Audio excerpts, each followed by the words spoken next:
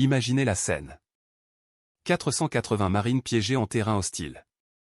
Leurs munitions presque épuisées. Des gueules de canon ennemies crépitaient sur chaque crête. Le commandement avait déjà commencé à dresser la liste des pertes. Le manuel disait de tenir. Le manuel disait, cesser le combat. Mais à cet instant, alors qu'attendre signifiait une mort certaine, une tireuse d'élite sous-estimée a brisé le protocole. Voici l'histoire de la sergent Rachel Vega, la marine qu'ils avaient qualifiée de poids mort, celle qui a tracé sa propre voie et ramené un bataillon entier sain et sauf. Avant d'entrer dans les détails, laissez un commentaire. D'où nous écoutez-vous? J'adore voir notre famille militaire dispersée aux quatre coins du monde. Le soleil de Helmand brûlait, blanchissant la poussière, s'infiltrant dans chaque pli de l'équipement et de l'uniforme. À l'intérieur du réfectoire, les rires résonnaient sur le béton, insouciants et perçants. C'était le son des marines remplissant leurs assiettes et leurs poumons avant une nouvelle patrouille. Mais loin du cliquetis des plateaux et des plaisanteries, une silhouette était assise seule, en tailleur sur une bâche, un fusil posé sur ses genoux. La sergent Rachel Vega, 27 ans, tireuse d'élite des marines, se déplaçait avec la précision d'une horloge. Chacune de ses actions était délibérée, stable et calme.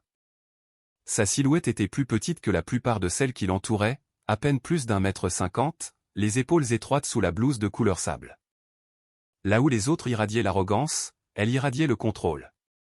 Elle passa un chiffon dans le canon, vérifia la tête de culasse, puis griffonna des notes dans un petit carnet à spirale posé sur son genou.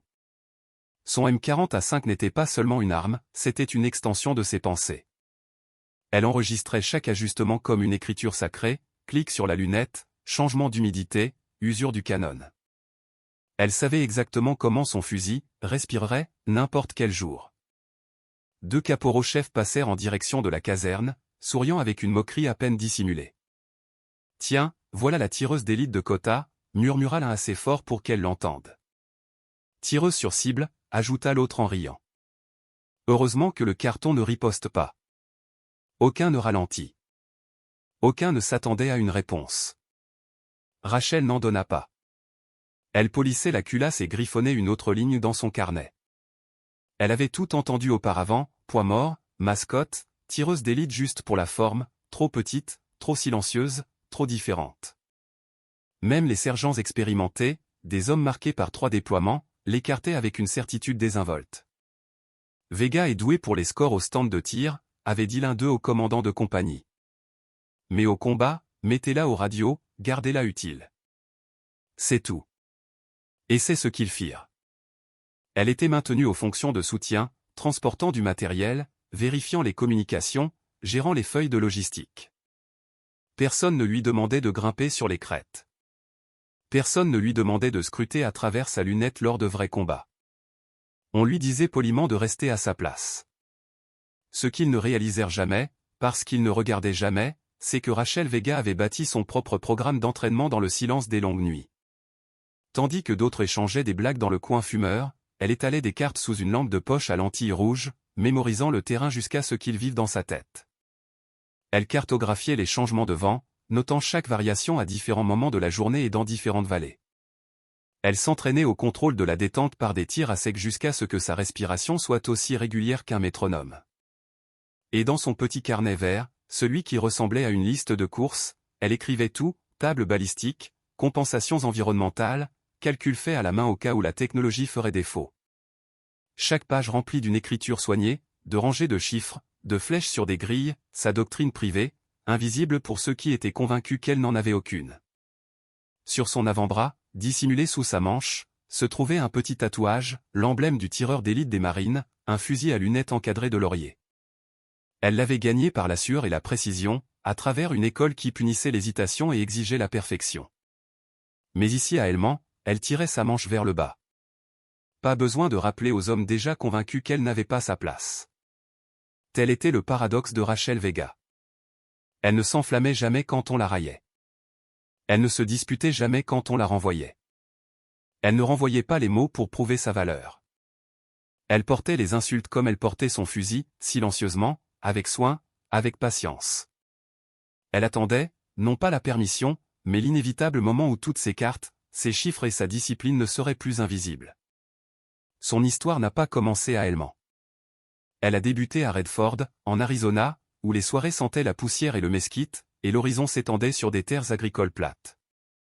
Son père, un marine déployé 2 fois avant que des blessures ne le forcent à rentrer, l'a élevé avec une discipline fondamentale, même lorsque la base la plus proche était à des centaines de kilomètres. Tâches ménagères à l'aube, clôture réparée avant le petit déjeuner. Et au crépuscule, alors que le ciel virait au violet, il alignait des canettes de soda sur les piquets de clôture et lui tendait un fusil de chasse usé. Respiration stable, disait-il. Détente douce. Laisse le tir te surprendre. À 12 ans, elle pouvait abattre chaque canette à 50 yards sans hésitation. À 16 ans, elle surpassait la plupart des hommes qui venaient chasser. Son père disait rarement grand-chose, mais la fierté silencieuse dans ses yeux lui disait tout. Quand il décéda inopinément durant sa dernière année de lycée, Rachel Vega s'engagea dans les marines, en partie pour l'honorer, mais aussi pour prouver qu'elle pouvait porter la discipline qu'il avait gravée dans ses os. Elle la porta suffisamment bien pour obtenir une affectation de tireur d'élite, un accomplissement que peu de femmes atteignaient, et pour lequel encore moins étaient reconnues. Mais à Helmand, les titres sur papier pesaient peu face aux opinions déjà cimentées. Alors elle amenait son fusil au stand de tir et ses carnets à sa couchette, endurant les murmures tandis que d'autres affichaient leur arrogance. Le camp lui-même était une bulle de routine. Les patrouilles partaient, les rapports arrivaient, les marines faisaient la queue au réfectoire, les briefings répétant les mêmes phrases concises. Rachel évoluait en marge de tout cela, remarqué mais jamais valorisé. Puis les ordres arrivèrent. 480 marines avec renfort furent chargés de nettoyer une vallée jugée légèrement défendue. Les renseignements la décrivaient comme une opération de routine, sécurisée, nettoyée et stabilisée. Les cartes montraient des crêtes et des terrains découverts, des chemins directs. Le commandement la présentait comme simple. Rachel, assise à l'arrière du briefing, son carnet posé sur sa cuisse, lisait le terrain différemment. Les courbes de niveau hurlaient le danger, approches étroites, hauteur sur 3 côtés, zone de tir mortel prête à s'enflammer. Elle leva la main une fois, calme et posée. « Mon colonel, avons-nous envisagé que cette vallée soit un piège délibéré ? Ces plis ici, dit-elle en pointant la carte projetée. Il pourrait dissimuler une force ennemie importante. Cela semble trop parfait. Le colonel qui dirigeait le briefing, la regarda à peine. Sergent, suivez l'équipement, pas la stratégie. C'est au-dessus de votre grade.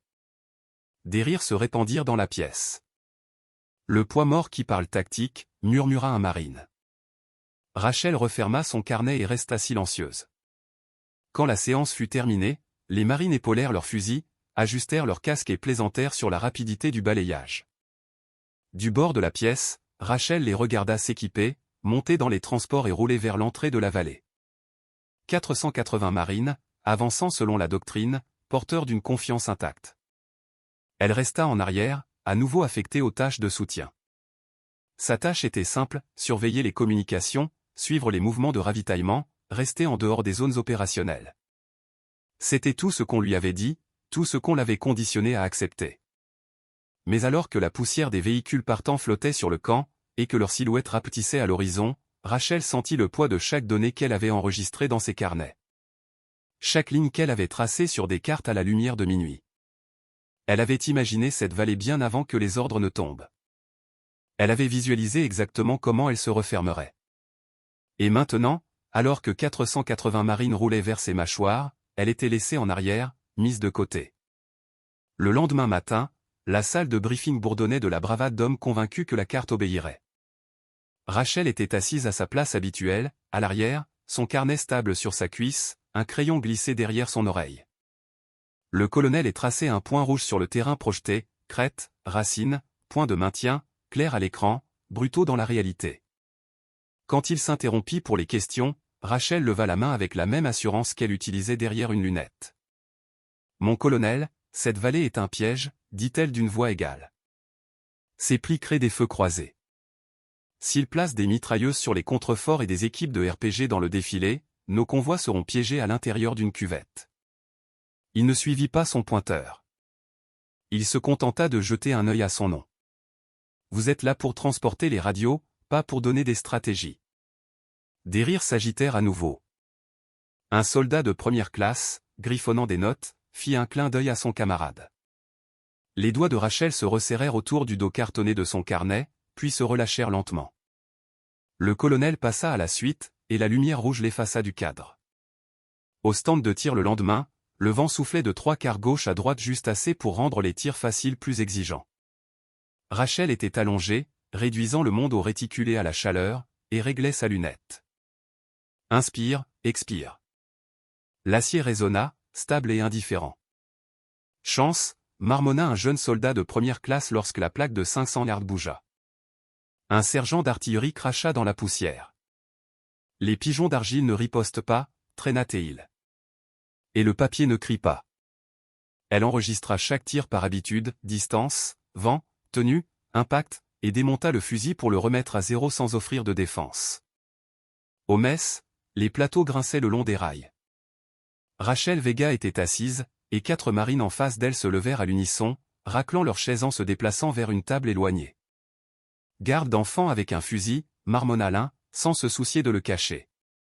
Elle continua de manger, la mâchoire ferme, la cuillère silencieuse contre le bol. Plus tard, le seul son qu'elle s'accorda fut le frottement du crayon sur le papier, assombrissant les courbes de niveau là où la vallée se resserrait comme un poing. Lors d'une patrouille de base près du parc automobile, 2 SEALS passèrent avec la symétrie décontractée d'hommes qui se lisaient par les détails. Quelques marines de la compagnie de Rachel se penchaient près d'un navet, la regardant ajuster une antenne. Poids mort, annonça l'un comme s'il annonçait une nouvelle. Je n'ai jamais vu un tireur d'élite avoir peur d'être déployé. La bouche d'un cil se tordit au coin. Un autre laissa échapper un petit rire. Rachel termina la vérification radio, enregistra le numéro de série et passa à autre chose. Les insultes étaient passées des murmures aux phrases, puis aux noms destinés à fixer sa place dans la hiérarchie. Pendant ce temps, 480 marines progressaient vers la vallée.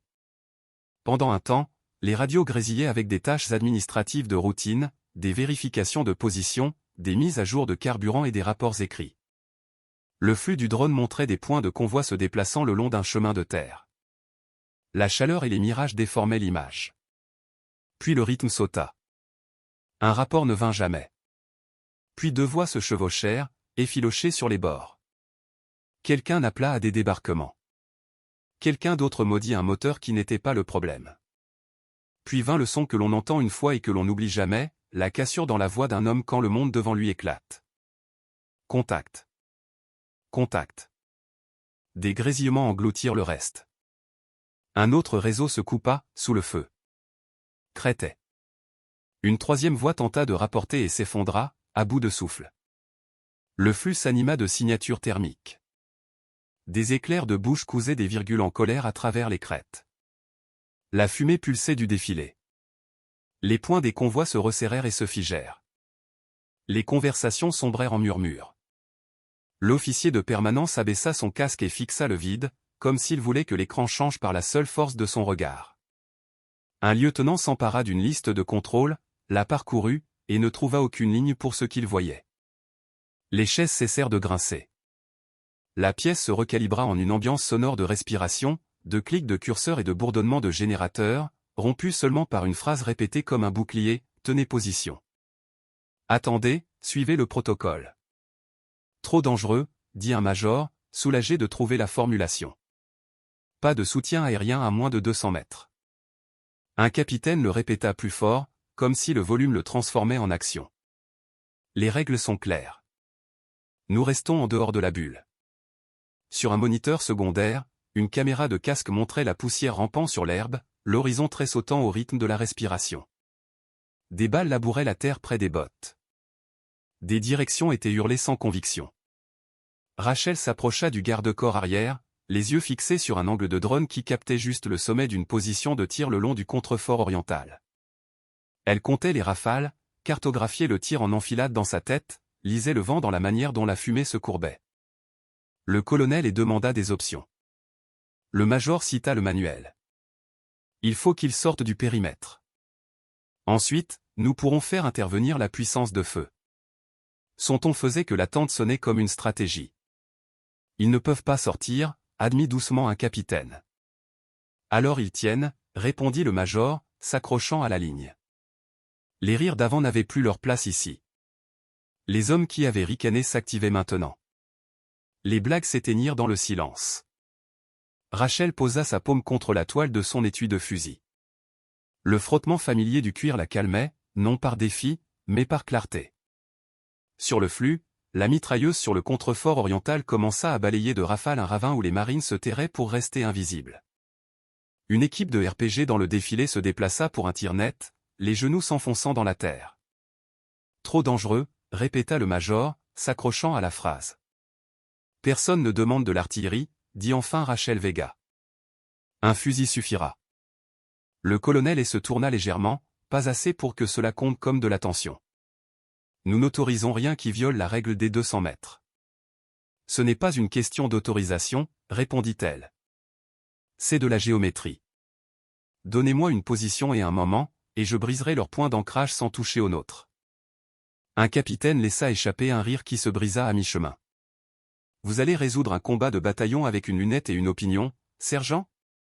Restez à votre place, intervint Jatsu depuis l'embrasure de la porte, le même caporal-chef qui adorait le surnom qu'il avait lancé en chœur. Le poids mort veut une excursion. Les radios émirent de nouveaux bruits, les syllabes aplaties d'hommes au bord du gouffre. Un chef d'escouade tenta de passer de la panique au commandement et glissa. Commandement, ici bravo. Nous sommes cloués au sol. Les pertes s'accumulent. Nous ne pouvons pas avancer. Nous ne pouvons pas reculer. Nous avons besoin. Le colonel demanda l'autorisation d'artillerie.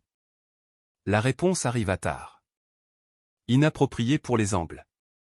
De la fumée fut suggérée, puis rejetée. Le vent la transformerait en arme contre les leurs.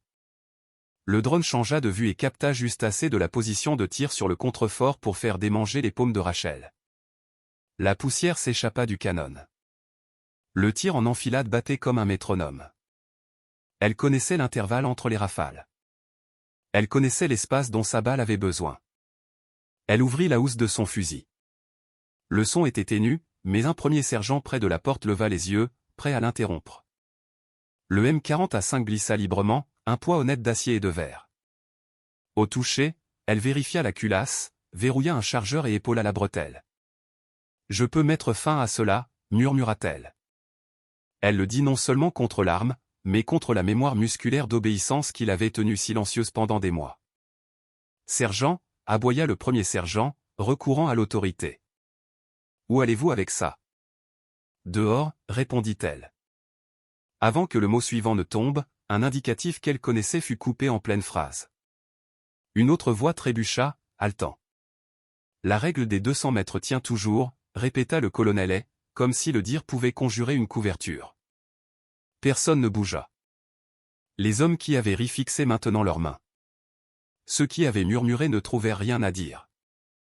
Les officiers réorganisaient les procédures. Les moniteurs continuaient de rapporter une réalité qui ne se souciait pas du confort de quiconque. Rachel épaula son fusil. Elle regarda de l'écran à la porte et inversement. Les angles là-bas étaient mauvais, mais pas insolubles. Les distances étaient brutales, mais pas hors de portée du fusil. Elle imagina la selle peu profonde sur la crête proche, un couloir de tir tracé à travers les points d'ancrage. 2 tirs pour briser la géométrie, un troisième pour la maintenir brisée. Personne ne demanda son plan. Personne ne demanda quoi que ce soit. La pièce avait décidé que l'attente était plus sûre que le choix. Elle avait été patiente. Elle avait été silencieuse. Elle avait écrit la doctrine dans des carnets que personne ne lisait. Maintenant, la vallée posait la plus ancienne des questions, et elle connaissait déjà la réponse. Elle inspira une fois et pour la 3e fois parla plus doucement, plus sûrement, « Je peux mettre fin à cela. » Ils l'ignorèrent. Rachel n'attendit pas d'approbation. Elle quitta le centre de commandement, son fusil en bandoulière sur la poitrine, le casque bien ajusté, la mâchoire serrée comme du fer. Personne ne la suivit. Personne ne l'arrêta. Les hommes qui l'avaient raillé restèrent silencieux, observant le flux, se contentant de laisser les règles écrire une nécrologie pour 480 marines. Elle traversa le camp comme une ombre, passant devant des invées incrustés de poussière et des caisses qui puaient le carburant et la sueur. Ses bottes frappaient la terre avec un rythme plus régulier que son pouls. Dans la poche de son gilet, la vieille plaque d'identité de son père tapait contre sa poitrine à chaque pas. Le métal était usé par ses années de service et les siennes, les lettres s'estompant mais jamais oubliées. Au bord du camp, Rachel Vega vérifia son chargement. Le M40 à 5 silencieux en bandoulière, chargeurs supplémentaires bien fixés dans leur pochette, télémètre attaché à son équipement, et pages de carnet pliées dans une pochette en plastique rangée près de sa poitrine. Elle portait tout ce dont elle avait besoin, non pour la gloire, non pour le protocole, mais pour la géométrie et la survie. La montée vers la crête d'observation était brutale. Le schiste friable glissait sous ses bottes, la pente résistant à chaque pas. Elle garda son corps bas, avançant avec la patience de quelqu'un qui avait répété cette approche 1000 fois dans sa tête. La poussière collait à son visage, et la roche éraflait sa manche. Pourtant, elle continua, respirant régulièrement, jusqu'à atteindre un sommet de crête juste assez incurvé pour cacher sa silhouette. Elle se laissa tomber en position de tir, installa le bipied, et laissa le monde s'effondrer dans sa lunette. En contrebas, le chaos était vivant et visible. Des marines se regroupaient derrière des véhicules en feu, piégés sous des nappes de feu venant de toutes directions. Des éclairs de bouche cousaient les crêtes. Des équipes de RPG se précipitaient, cherchant des angles de tir. La poussière s'élevait en nuages violents là où les balles labouraient la terre. Le bataillon était dévoré au ralenti. Rachel pressa sa joue contre la crosse. Son réticule se verrouilla sur un nid de mitrailleuse perché à 900 mètres sur un contrefort rocheux. L'arme crachait du feu à un rythme régulier, clouant une escouade entière au sol. Elle expira, le réticule se figea. Elle pressa la détente. Le claquement étouffé murmura dans la vallée. Un battement de cœur plus tard, le tireur s'écroula, l'arme se tut. Un instant, la vallée s'immobilisa. Des marines levèrent la tête, confus. Puis les radios éclatèrent. Qui tire? Commandement, avons-nous un appui aérien? Négatif. Pas de CAS, Close Air Support, autorisé. Rachel chambrait une autre balle, ses yeux déjà en mouvement. Sa deuxième cible se révéla, une équipe de RPG. Un homme tenant le lanceur, l'autre chargeant une roquette, à peine 70 mètres d'une escouade clouée au sol. Le tube visait à un V fumant.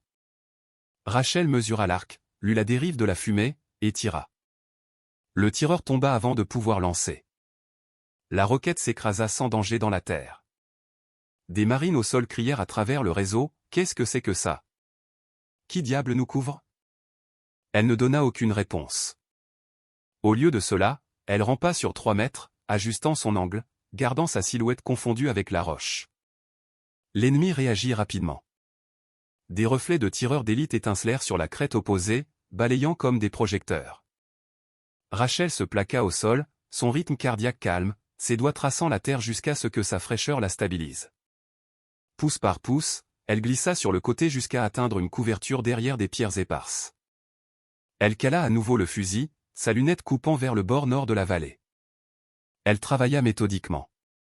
Chaque tir n'était pas une question de chiffres, c'était une question de couper les fils. Un chef d'équipe s'effondra au milieu d'un ordre, laissant son escouade dispersée. Un mitrailleur sur la pente ouest recula brusquement de son trépied, la ligne de tir rompue. Un chef d'escouade ralliant des combattants disparut dans la poussière, sa charge s'interrompant brusquement. Chaque pression n'était pas une soustraction, c'était une addition.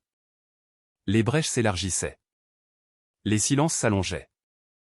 Chaque pression sur la détente offrait aux marines quelques respirations supplémentaires. La zone de tir mortel commença à se désagréger. Sur le réseau, la confusion se transforma en réalisation. Ce n'est pas l'aviation. C'est un fusil. Qui assure l'observation? Regardez à gauche. Quelque chose coupe les contreforts. La respiration de Rachel ralentit. Son monde se réduisit à la géométrie, la distance, le vent, le temps. Elle balança la lunette, calcula les corrections en un clin d'œil, et exécuta sans hésitation. Sa manche s'accrocha à une roche alors qu'elle se déplaçait, remontant le long de son bras.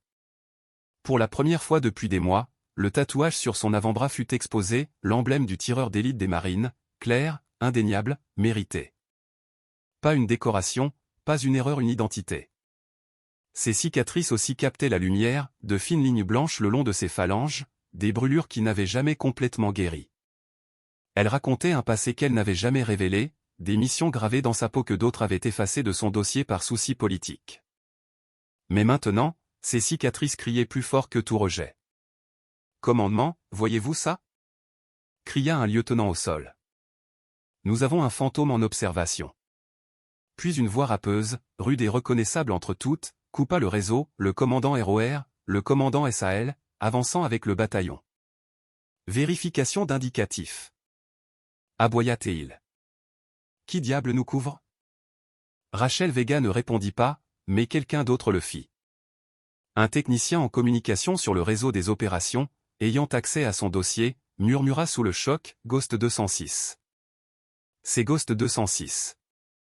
Le réseau se figea, ce silence pesant où tout le monde écoute.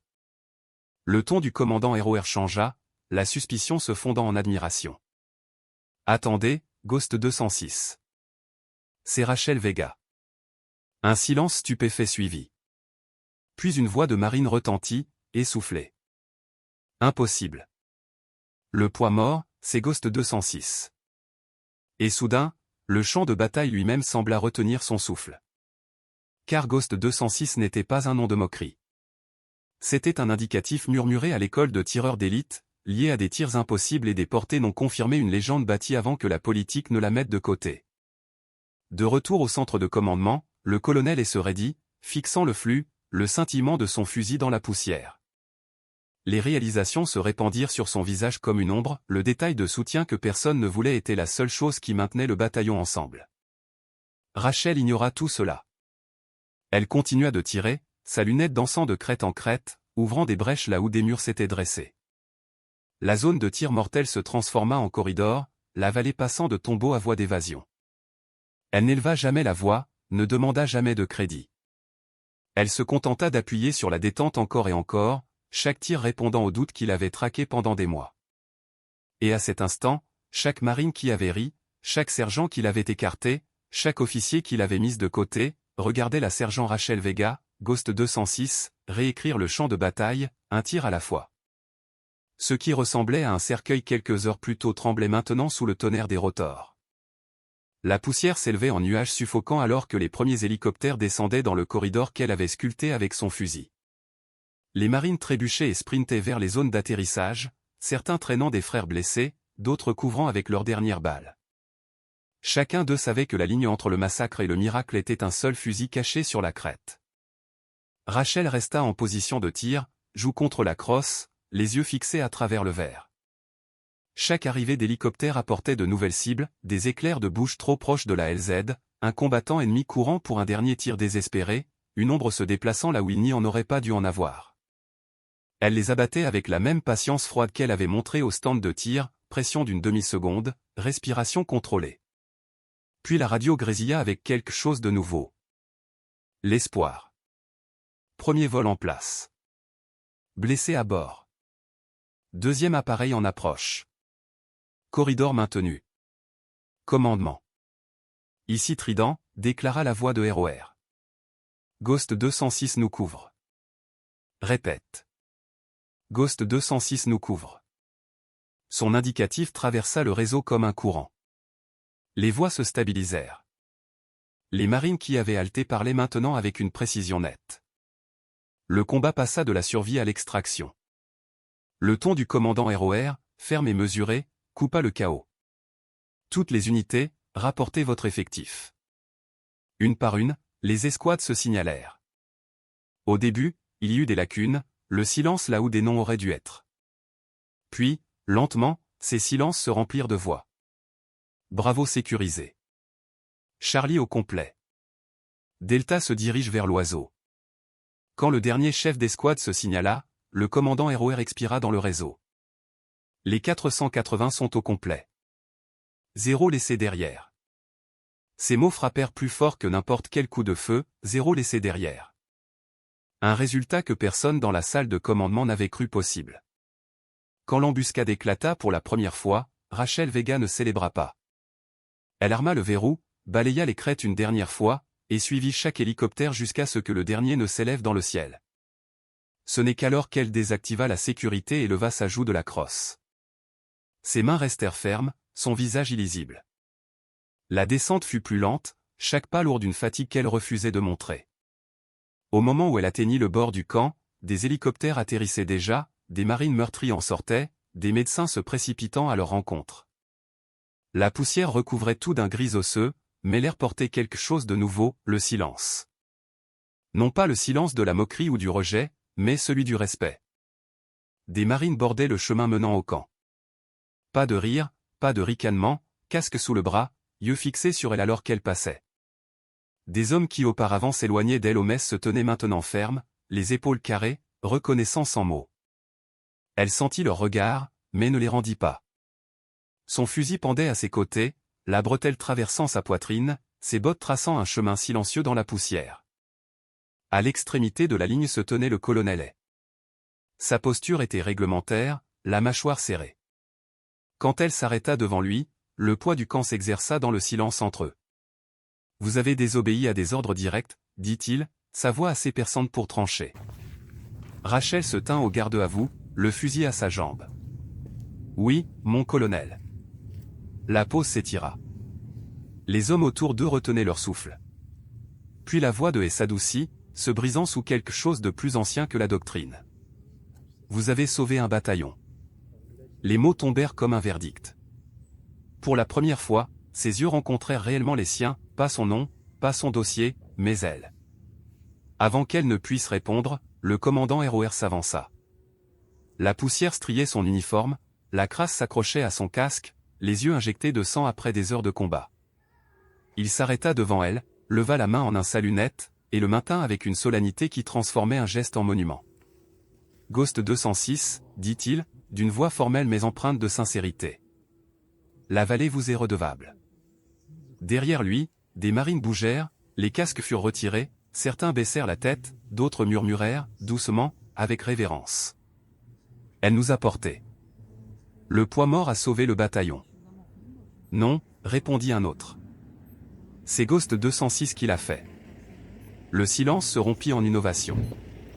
Non pas des acclamations sauvages de célébration, mais le son profond et résonnant d'hommes reconnaissant quelque chose de plus grand qu'eux-mêmes.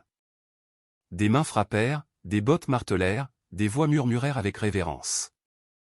Rachel Vega ne sourit pas. Elle ne triompha pas. Elle baissa simplement les yeux et dit, « Je ne faisais que mon devoir, mon colonel. » Le colonel hocha la tête une fois, lentement et délibérément, comme si le mouvement lui-même admettait à quel point il s'était trompé. Le commandant ROR abaissa son salut et tendit une main. Elle la serra, sa poigne ferme, ses cicatrices visibles contre sa paume calleuse. Pour Rachel, ce n'était pas une justification. Ce n'était même pas un soulagement. C'était de l'exactitude. Elle avait fait exactement ce que son entraînement exigeait, ce que les leçons de son père l'avaient préparé à faire, ce que ses carnets lui avaient murmuré dans le silence des longues nuits. Elle avait vu la géométrie, et elle l'avait résolue. L'ovation la suivit alors qu'elle marchait vers l'armurerie, la plaque d'identité sur sa poitrine tapant contre son gilet à chaque pas, régulière comme un battement de cœur. À l'intérieur, elle posa son fusil sur le banc et commença son rituel, le démonter, nettoyer chaque pièce, enregistrer chaque tir dans son carnet. Les chiffres comptaient, la méthode comptait. La reconnaissance n'était que du bruit. Mais en dehors de ces murs, quelque chose avait changé à jamais. Les marines qui l'avaient autrefois raillé ne l'appelleraient plus jamais un poids mort. Les officiers qui l'avaient rejeté n'ignoreraient plus jamais sa main levée lors d'un briefing. Le silence qui portait autrefois les moqueries était maintenant rempli d'un respect trop lourd pour être prononcé à voix haute. Et pour le bataillon, l'histoire vivrait de la seule manière dont les histoires survivent, racontées par ceux qui étaient là. Nous aurions dû mourir dans cette vallée, dirait-il, mais Ghost 206 veillait. Le vrai courage, nous rappelle la voix, ne rugit pas toujours. Souvent, il attend, silencieux, constant, invisible, jusqu'à ce que le monde en ait enfin besoin. Et quand il arrive, il ne demande pas de reconnaissance. Il fait simplement son devoir, et ce faisant, change tout. Une tireuse d'élite, sous-estimée et mise en doute, refusa de laisser le protocole enterrer 480 marines. Son fusil réécrivit le destin, transformant une zone de tir mortel en un corridor de survie. La sergent Rachel Vega prouva que la patience et la discipline peuvent modifier l'histoire lorsque le courage refuse de rester silencieux. Si cette histoire vous a ému, honorez son sacrifice en saluant dans les commentaires ci-dessous. Dites-nous, d'où regardez-vous ce soir? Et n'oubliez pas, abonnez-vous au compte du vieux Bill afin que ces histoires de devoirs, de valeurs et de sacrifices ne soient jamais oubliées. Votre voix maintient leur héritage en vie.